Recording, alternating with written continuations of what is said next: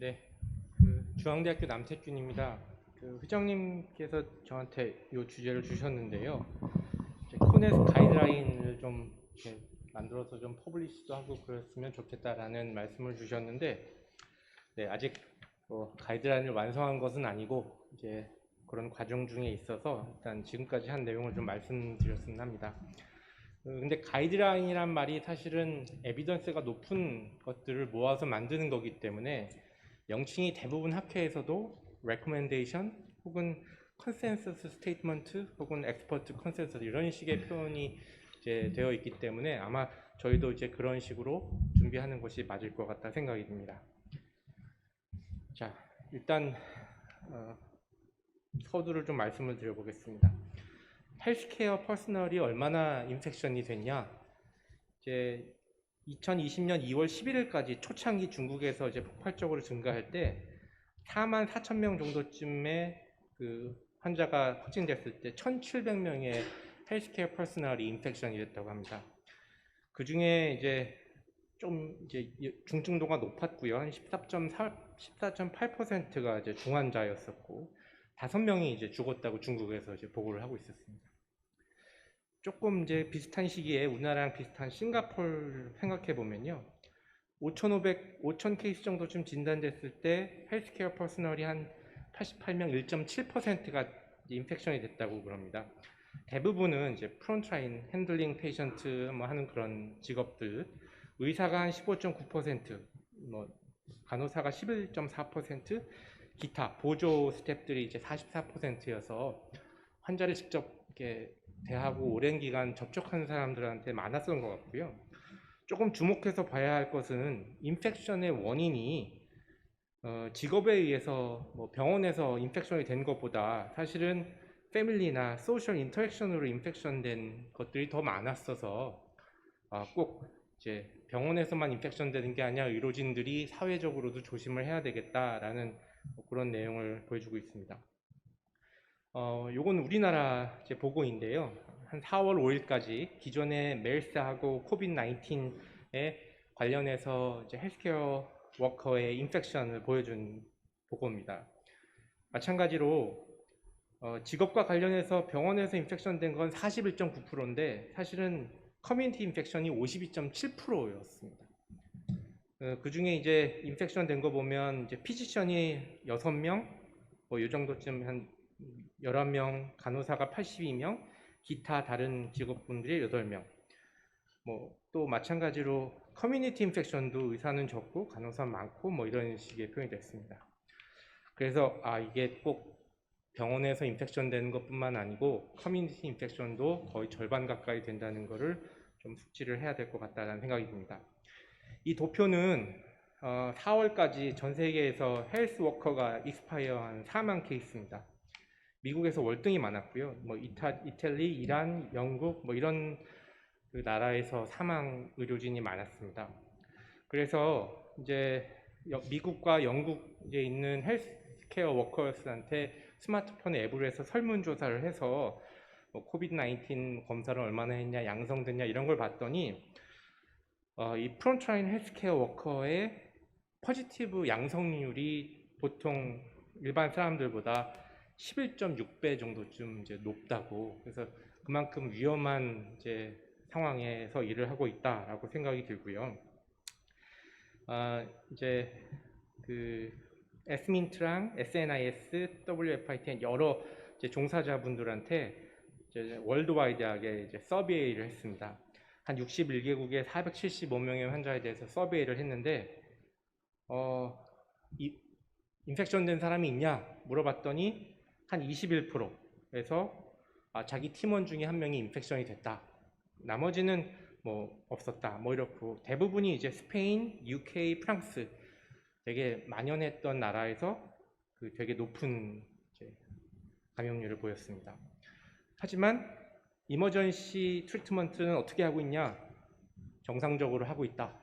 게 많았고 대신에 이머전시 케이스들은 어떠냐? 비슷하다는 데도 있었고 전반적으로 좀 줄은 것 같다라는 표현이 있었고 넌 이머전시 프로시저는 거의 중지하거나 많이 줄었다 뭐 이런 보고들을 이제 하고 있었습니다. 이 서베이가 진행된 거가 이제 4월 정도쯤이었으니까 한참 힘들었을 때일 것 같습니다. 마지막으로 가장 근래에 9월 달까지 미국의 이제 CDC에서 보고한 헬스케어 퍼스널이 인펙션을 봤더니 10만 명의 헬스케어 퍼스널이 감염이 됐고 그 중에 641명이 사망을 했다고 그럽니다. 그 직종을 좀 보면 이제 헬스케어 서포트 워커가 32%, 간호사가 거의 30%, 피지션은 한 3.2% 비교적 이제 낮은 걸 보였습니다. 헬스케어 서포트 워커가 뭐냐 봤더니 이제 환자들 오면 웰커밍, 프리페어링 하거나 치료를 설명하거나 환자 레코드를 업데이팅하는 뭐 그런 직종이라고 하는데 어쨌든 환자하고의 컨택 시간이 긴 사람들이 아마 많은 것 같습니다. 자, 이제 이런 상황에 여러 학회에서 이제 레코멘데이션 뭐 이런 것들을 이제 발표를 했습니다. 에스민트, SNIS, 뭐 중국 CFITN, 또 우리나라에서는 이제 인터벤셔널 카디올로지 소사이어티가 요 컨센서스 스테이트먼트를 이제 보고를 했었고요. 그래서 이런 보고들을 이제 정리를 해봤더니 대부분 이제 첫 번째는 구조적으로는 이제 환자를 스크리닝하고 어떻게 카테고리를 나눌 것인가, 그 다음에 어떤 프로시저를 선택할 것인가, 그 다음에 특히 중요한 에어웨이 매니지먼트는 어떻게 할 것이며 환자 트랜스포트는 어떻게 할 것인지, 또 프로시저의 프리, 인트라, 포스트 프로시저 레코멘데이션들은 어떤 것들을 하고 있고 마지막으로 제너럴한 레코멘데이션들은 어떤 것들이 있는지 뭐 그런 구성들이 대부분이었습니다. 그래서 그런 정리한 내용들을 말씀드려 보겠습니다. 먼저 스크리닝하거나 환자의 카테고리를 나누는 거에 있어서는 이런 식으로 심텀, 사인, 익스포저, 히스토리 이런 것들이 있으면 이 환자는 이제 서스펙티드 환자가 되는 것이고, 사인은 있지만 의식이 떨어지거나 해서 그 히스토리가 되지 않으면 뭐 그런 환자도 서스펙티드 코비드 페이션트라고 이제 정의를 하고 있습니다. 이제 간혹 진단 뭐 이런 걸 높이기 위해서 체스트 CT를 루틴으로 찍는 병원도 있는데요. 이제 각각 학회마다 권유하는 것이 조금 다릅니다. 옛날에는 이제 초창기에는 뉴모니아 하는 것들이 이니셜 심텀이 중국에서 많았지만 요즘은 무증상 환자가 너무 많기 때문에 체스트 CT를 찍어도 뭐 그것 때문에 진단이나 그런 거 되는 환자가 20%밖에 안 된다. 그래서 이것으로 확 도움은 되겠지만 이제 확진은 아니어서 의견은 조금 다른 것 같습니다. 미국에서는 이런 이제 케이스 리포트 폼을 사용해서 환자들을 이제 분류를 하고 있는 것 같습니다. 자, 그러면 이제 환자의 분류에 대해서는 어떻게 할 것이냐? 이제 표현들이 좀 여러 가지가 있었습니다. 뭐 코비드-19 포지티브, 컨펌 페이션트는 뭐 모를 게 없겠고요. 음성 환자도 괜찮습니다. 그런데 이제 중간에 여러 가지 텀들이 좀 있는데요. 어떤 이제 보고에서는 이제 PY, Patient Under Investigation이라고 총칭해서 표현하기도 하고, 어떤 데서는 Suspected Patient, Not Suspected Patient, 어떤 보고는 High Risk Patient and Low Risk Patient, 뭐 이런 식으로 표현을 이제 각각 하고 있었는데요. 가장 크게는 이제 PY, 이제 Under Investigation 뭐 하고 있다는 게 가장 큰 카테고리일 것 같고, 아까 말씀드린 Suspected는 Sign, Symptom 뭐 이런 게 있거나 Sign은 있지만 히스토리를 못해서 뭐 그런 경우, 하이리스크는 밑에처럼 이제 명확한 이런 증상들이 있는 경우, 로우리스크는 이제 아예 없는 경우, 뭐 이런 경우들이 될 것 같습니다. 그래서 환자의 분류는 대략 이 정도쯤 이제 알고 계시면 될 것 같고, 그 다음에 중요한 것은 이제 아까 여러 이전 선생님들도 말씀하셨던 것처럼 이제 어떤 프로시저를 선택할 것이냐, 뉴로엔도베큘라 서전이 결정해야 될 것은 이제 어떤 것을 이머전시로 하고 어떤 것을 일렉티브로 할 것이냐, 이런 것들을 이제 결정을 해야 한다 하고, 일단 어전트한 서저리가 아닌 것은 연기하는 게 좋겠다, 뭐 그런 원칙이고요. 당연히 이제 저희가 문제가 되는 것은 이제 애뉴리즘 엠볼라이제이션, SH 프리젠테이션한 애뉴리즘 엠볼라이제이션, 또 하나는 이스케믹 스트로크의 스롬벡토미, 이 두 개에 대해서는 이제 라이프 스트레이닝 컨디션에 대해서 이제 고민을 해야겠습니다. 이제 중요한 것은 환자가 왔을 때 병원에서부터 이런저런 사정 때문에 이런 절차 때문에 진료가 지연될 수 있다라는 설명을 충분히 처음부터 해야 되겠다라는 그런 것들을 이제 권고하고 있었습니다.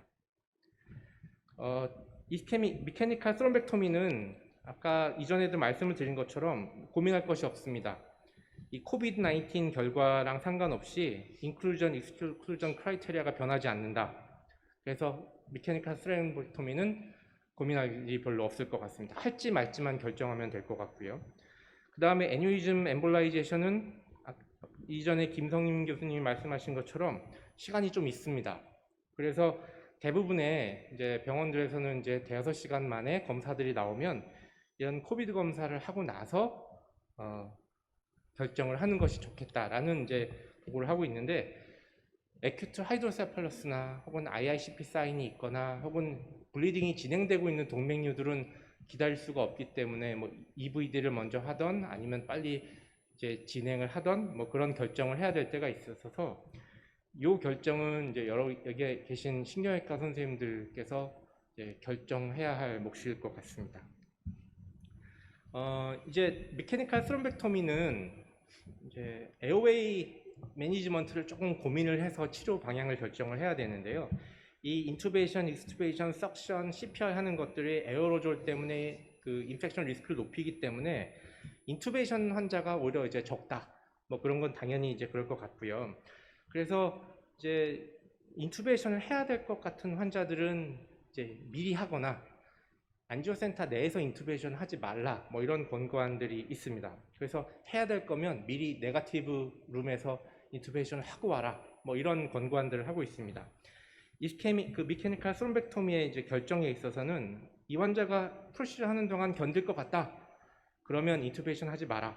이제 엔고 마스크 하고 필터하고 뭐 그 엠보 백잉도 그 여러 가지 마스크든지 뭐 필터든지 그런 걸 하고, 만약에 인투베이션이 필요할 것 같다.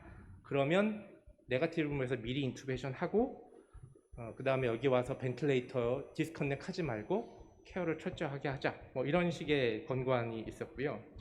이제 할지 말지를 결정하는 것은 이제 이쪽만 좀 잘 보시면 될 것 같은데요. 어떤 경우에서는 하지 말자. 어그리가 되겠냐 하면 환자가 이제 의심되는 환자거나 컨펌된 환자거나 이제 기계 호흡을 하고 있고 언스테이블한 경우에는 그냥 치료를 하지 않는 것이 어느 정도 이제 받아들여지는 것 같습니다. 애뉴리즘 치료에 대해서 약간 아까 말씀드린 것처럼 이제 EVD를 하게 되는 경우들도 좀 고민을 해야 될 것 같은데요. 이제 드릴링 할 때 그런 본 더스트에 의해서 에어로졸 같은 것들, 인펙션이 될 수 있는 것들이 동물 실험이나 이런 데서 이제 보고가 됐다고 합니다. 그래서 이제 하이스피드 드릴보다는 이제 트위스트 드릴, 뭐 퍼퍼레이터 이런 걸 쓰는 것이 에어로졸을 덜 만들기 때문에 좀 더 낫겠다 하는 것이고, 어쨌든 프로텍션은 엔고 마스크하고 풀 프로텍션 이퀴프먼트를 해야 되겠고, 그 다음에 네거티브 룸에서 하는 것. 이제 생각을 해보면 의심되는 환자를 안지오스트에서 인투베이션을 하지 말라고 그랬으면 어디서 해오냐? 응급실에서 해오거나 ICU에서 해오거나 딴 데서 해와야 되는데 마취과에서 그걸 해주냐? 기대하기가 어려울 것 같습니다. 그래서 이런 경우에는 EVD가 어느 정도 필요하다면 수술방에서 네거티브 룸에서 EVD를 하고 마취를 유지한 채로 내려와서 안지오스트에서 인터벤션 프로시저를 진행하는 것도 하나의 방법이지 않을까 하는 그런 생각을 잠깐 해봤습니다. 자, 다음은 이제 트랜스포테이션인데요. 컨벤셔널 루트를 이용하지 마라. 그 다음에 가능한 한 이제 지정된 엘리베이터나 루트를 사용하고 이제 그 리커버리 에어나 이런 데 있는 걸 가능한 한 줄여라. 뭐 그렇고, 환자를 옮길 때는 이런 루트가 없거나 있거나 이런 네거티브 체인버가 있는 카트를 이용하거나 아니면 네거티브 프레셔가 있는 휠체어를 이용해라. 그렇고, 뭐 말은 이런 코비드 루트와 넌 코비드 루트를 만들고 이런 보호장구를 벗을 수 있는 공간들을 만들어서 뭐 격리를 해라. 이런 보고가 있는데 저희 병원은 이제 안 될 것 같습니다. 그리고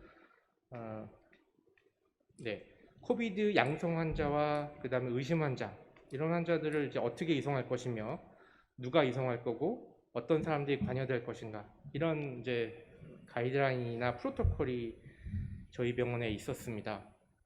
그래서 이제 요거를 보고 이런 식으로 이제 환자 이송과 보호 장구에 대해서도 고민을 해야겠고, 또 이제 이송을 할 때 절차를 누가 여기서 대기하고 누구는 전화하고 누구는 경비하고, 또 나중에 프로시저가 시작되고 끝나고 나서 누가 소독을 할 거며 이런 것들이 다 이제 종합적으로 이제 체계화돼 있어야 되겠다라는 것이고요.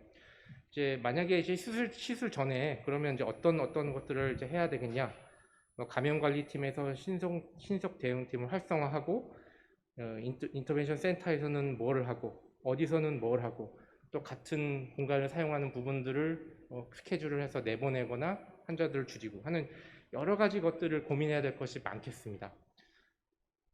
다음에 시술 전 준비도 마찬가지로 약간 의심 환자는 조금 더 떨어지긴 하지만 비슷한 형태로 되고요. 이제 안지오스트에 대해서는 이제 아까도 말씀드린 것처럼 우리나라의 네가티브를 하고 있는 안지오스트는 없는 걸로 저도 알고 있습니다. 한 군데가 있나요? 네. 그래서 대부분은 이제 헤파 필터가 필요하겠고 네가티브 프레셔 룸이면 좋겠지만 그렇지 않아서 며칠 전에 저희 병원에 보니까 이런 이동식 네가티브 프레셔 펌프가 설치가 된 것 같습니다. 그래서 이런 것들을 간이로 설치를 해서 어느 정도 이제 프로텍션을 하려는 이제 노력들을 하고 있는 것 같습니다. 그러면 이제 환자가 도착하기 전에 뭘 해야겠냐? 이제 모든 스텝들은 프로텍션 디바이스를 착용을 해야 하고, 그 다음에 움직일 수 있는 기계들은 다 꼭 필요한 거 아니면 다 빼고, 그 다음에 서피스들은 여러 가지 그 클리어 드랩으로 다 덮고, 이제 저희도 사용할 때 뭐 린넨 같은 거 깔고 하거나 그러는데 그런 이제 non disposable material 린넨 같은 것들은 사용하지 말고, 그 다음에 관여되지 않은 사람들은 다 이제 멀리 하는 게 좋겠다. 동선에 가까이 가지 마라. 이런 식으로 이제 다 뭘 덮어놔야 되고요. 이런 보호 장구를 하고 아까 말씀드린 것처럼 입구 벗는 것도 사실은 어려운 일일 것 같습니다. 여러 가지 보호 장구는 레벨 1, 2, 3에 따라서 약간씩 조금씩 차이가 있지만 이제 의심되는 환자들은 레벨 D 뭐 이런 것들을 하고, 중요한 것은 이제 입구 벗는 것도 트레이닝이 필요하고 알아야 할 것 같습니다. 순서 같은 것들. 그 다음에 지금 마스크 같은 것도 어떻게 벗고 어떻게 쓰고 어떤 걸 조심해야 되는지 그런 것들도 좀 숙지를 하는 것이 필요하겠고, 이제 프로시저 중에는 모든 스텝이나 거기 참여하는 환자랑 같은 공간에 있는 모든 사람들은 N95 마스크를 이제 해야 된다고 하고요. 그 다음에 이제 프로시저를 하는 동안 안에 있던 사람들은 밖으로 나오지 마라. 그러니까 납 쉴드를 해서 프로텍션을 하고 문을 닫고 가능하면 열지 말고 문 닫고 안에서 나오지 마라. 여러 가지 고민이 될 것 같습니다. 마취과에서 벤틸레이터 꺼주세요. 또 뭐 환자 어쩌고저쩌고 하면 이제 가서 조정하고 이런 부분들이 들락날락하게 되는데 이런 부분들까지 이제 레코멘드를 하고 있고요. 일단 프로시저가 끝난 다음에는 이제 잘 벗는 거, 그 다음에 이제 청소하러 들어가는 사람도 어느 정도 기다린 다음에 심지어 들어가서 해야 된다라고 그런 것들을 권고하고 있습니다. 소독하는 것은 뭐 여러 가지 이런 걸로 바닥인지 서피스를 닦아야 하고, 적어도 30분에서 60분 정도쯤 이제 벤틸레이션 하는 시간이 필요하고, 뭐 이런저런 걸 기다리다 보면 최소한 턴오버 시간이 1시간 반 정도쯤 이제 걸리더라 하는 그런 것들이겠고, 이제 치료가 끝난 다음에는 그 다음에 이제 뭐 또 필터를 갈고 청소하고 세탁물은 어떻게 하고 이런저런 것들까지 다 이제 규정이 되어 있어야 되겠다 하는 레코멘데이션이 있습니다. 이제 마지막으로 이제 베이직 레코멘데이션으로 넘어가서 보면 이제 엔도베스쿨라 서전들이 이런 코비드 19에 대한 지식이나 여러 가지 내용들에 대해서 업데이트된 지식을 갖고 트레이닝 하는데 신경을 써야 되겠다 하는 내용이고, 그 다음에 이제 병원 내에서 다른 스태프와의 접촉을 가능한 한 제한해야겠다. 그 다음에 인력을 이제 로테이션을 잘 해야겠다. 뭐 지금도 일에 따라서 로테이션이 되지만 낮 같은 경우에 응급 환자가 왔을 때 다 같이 보면서 하거나 이제 서로 이제 밖에서 봐주고 하는데, 이제 코비드 포지티브 환자나 의심 환자에서는 조금 이제 그런 부분들을 지양해야 되는, 고민해야 될 부분이 있겠고, 이런 면에서는 이제 뭐 원격 모니터라든지 뭐 그런 것들도 고민해 볼 필요가 있을 것 같습니다. 체온 체크, 그다음에 PCR 테스트, 그다음에 여러 가지 높은 단계의 프로텍션 마스크들을 쓰자 하는 것들이 기본적인 것이고요. 마지막으로 두 가지 중요한 부분이라고 생각하는 것은 아까 여러분들의 건강에 대해서 이제 신경을 써야겠다. 그래서 충분한 휴식과 적당한 운동과 잘 조화된 식사 같은 것들을 해서 건강이 유의해야겠고, 여러 가지 정신적인 멘탈 헬스에도 신경을 써야 되겠다 하는 것과 마지막으로 저도 퍼시티브가 나오면 집에 가야 하나 말아야 하나 방에 틀어박혀 있어야 되나 뭐 그런 고민들을 하게 됩니다. 첫 번째는 이제 병원에 도착하면 병원의 활동복이라든지 그런 옷으로 가능한 한 빨리 갈아입어라. 두 번째는 집에 물건들을 뭐 갖고 가지 말았으면 좋겠다. 랩탑이든지 백이든지. 그 다음에 집에 들어가기 전에 안경, 폰, 키 같은 것들을 소독하는 것들을 일상화해서 신경을 써야 되겠다 하는 것이 패밀리, 가족들을 보호하는 하나의 길인 것 같습니다. 마지막으로 각자의 병원에 맞는 프로토콜을 만들어야겠다. 그 다음에 시뮬레이션을 해봐서 뭐 옷을 입는 연습이라든지 여러 가지 교육이나 트레이닝이 이제 필요하겠다. 두 번째로는 이제 공부를 좀 더 열심히 해야겠다.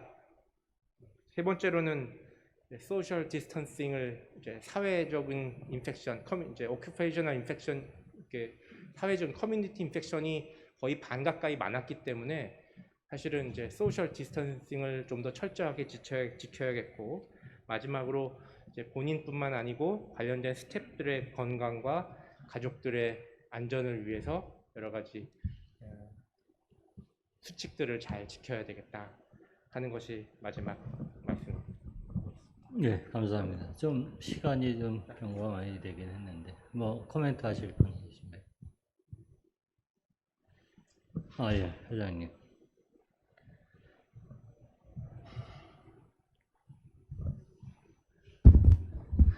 네. 남태균 교수님, 그 아주 어려운 거를 잘 정리해 주셔서 감사합니다. 우리가 지난번에 이제 말씀드렸다시피 이 학회에서 이 코비드 시기를 정리해서 이렇게 뭔가 학회의 그 페이퍼로 남기는 것이 전 아주 중요할 거라고 생각을 하고요. 지금 정리하신 내용을 레코멘데이션 뭐 이런 걸로 해서 만들어 보시면 좋을 것 같습니다. 혼자 하지 마시고 같이 위원들과 같이 해서 열심히 해주시면 좋겠습니다. 네, 수고하셨습니다. 제 한 가지 의견은 지금 같이 일반적인 거를 너무 많이 넣을 필요는 없을 것 같은데요. 네. 우리한테 스페시픽한 가이드라인을 좀 프랙티컬하게 해서 네. 빨리 그 전 회원들한테 갈 수 있게 해주시고, 네. 나머지 제너럴한 거는 나중에 문서로 뭐 넣든 안 넣든 그것까지 할 거는 우리 일은 아닌 것 같아요. 네. 그죠? 네. 오케이, 감사합니다. 예. 예, 이것으로 이번 세션 마치도록 하겠습니다.